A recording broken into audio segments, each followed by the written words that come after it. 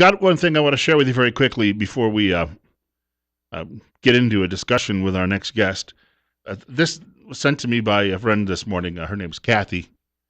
Kathy may actually be listening in Houston, Texas today, but she's a Montanan, which is sort of like being an Idahoan. Some of them are slightly more liberal, I suppose, up in the ski areas and the like, which we have that issue too.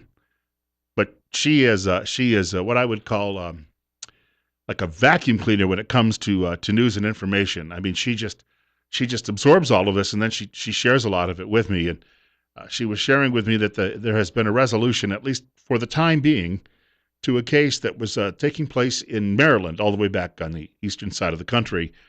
But it's one of those deals where the atheists came along and they wanted to challenge what they said was a symbol of Christianity and government recognition of it. Now, a few months ago, you probably wouldn't even remember this. There was a young man by the name of Sean Reilly on the air with us. Sean, at the time, he may have moved on to another job, but at the time, he was the lobbyist on Capitol Hill for the American Legion, the national office of the American Legion, and he's an Iraqi war veteran. And I happen to know his family. They were from Delaware when I worked there, and his parents often joined me for breakfast at the local diner, and got to know the family very, very well. They have, I think, dozen kids of their own, and they fostered another dozen. So when you go to their house for the holidays, Thanksgiving meals, or Christmas, you generally have to give everyone a jersey with a number and a name on it so they can tell them apart. Sean's among the oldest in the family, and he's a bright young man. He's working on a PhD right now at a Catholic University in Washington.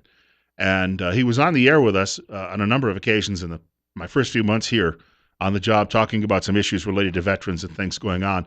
But one thing that we had talked about, Sean would drive back and forth to work. He would do this on a daily basis past what was called the Bladensburg Monument.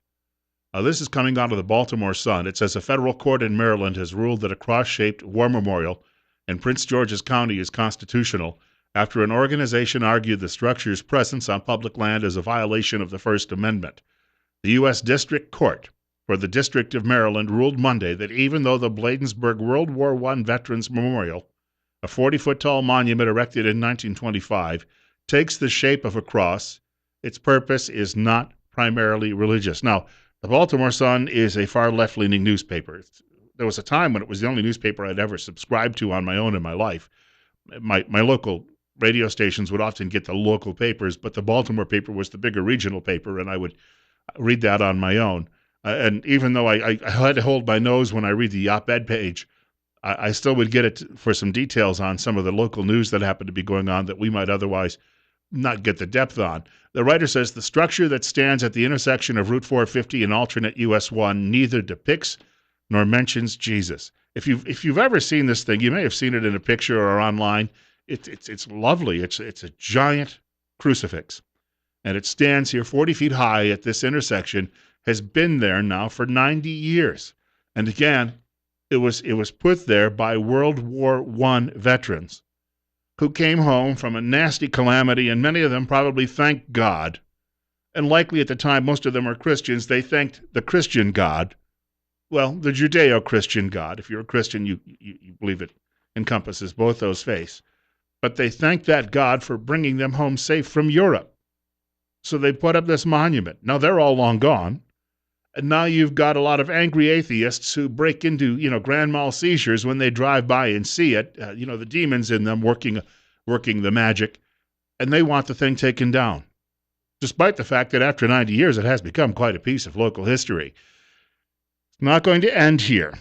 After the court decision, the lefties were threatening, the Godless were threatening that they will see if they can take it to a higher court. Now, they may give up. They may decide that this is not a fight they're going to win or that they'd like to expend any more money on. But my guess is there will be people who will be egging them on, saying it's time for all of these monuments to go because, they wouldn't say God forbid because they don't believe in God, but they would definitely be claiming that somehow, somewhere, somebody is hurt by this large cross standing at this intersection. There's an old line. What was it? The fellow, he's dead now, Jim Trafficant. He was a congressman from Ohio, and he used to stand on the floor of the House of Representatives. And even though he was a Democrat, he'd been a very conservative Democrat. He was a former sheriff from his home county in Ohio. And he would be talking about something ridiculous like this, and then he would just shout, "Beam me up." In other words, there's no intelligent life here. And that's what we're dealing with when we come across stories like this. Now, it's December 1st. We will be hearing about more of these in the lead up to Christmas because somewhere in America right now, there is some atheist who just heard that 2,000 miles away, some small town in New Mexico or Alabama or Idaho put up a nativity scene in the park, and yet we don't have any effort to put up monuments for Zoroastrians and for the local Muslim community, and we're not respecting the people who worship stuffed dogs. And that will happen many, many times over the next 24 days. And we have to be very, very vigilant about this because these people, their real purpose is not about protecting religious liberty or removing state recognition of a religious faith. No, it's about just trying to institute their godless ways on everybody else in this country. It's so obvious. It's as obvious as the noses on their faces. And we just have to learn to say no. And it's going to take a little bit of, courage on the part of some people. When I return in a couple of weeks, I hope to have the mayor of Belen, New Mexico on the air with us. He has agreed to do that. And he has taken a stand against one of these evil groups and said, you know what? Throw whatever you can at us, because that's what they did to the ancient Christians. Throw whatever you can at us, but we're not giving in to your will. We've got to take a short break in a moment. Steve Millington will be joining us in just a few minutes. He is here, of course, as the representative of the Twin Falls County Republican Party. Over the next couple of weeks, he's going to wear a different hat. Well, he might still be the chairman. I don't think he has to relinquish that. But over the next couple of weeks, he's going to be handling the microphone and the duties here. He actually has a better relationship with some of the elected people around the state and knows more of them on a personal first-name basis than I do. So he actually might be able to reach out to some of these people on short notice and get some of them on the air. But that's something to look forward to over the next couple of weeks. In the meantime, short break.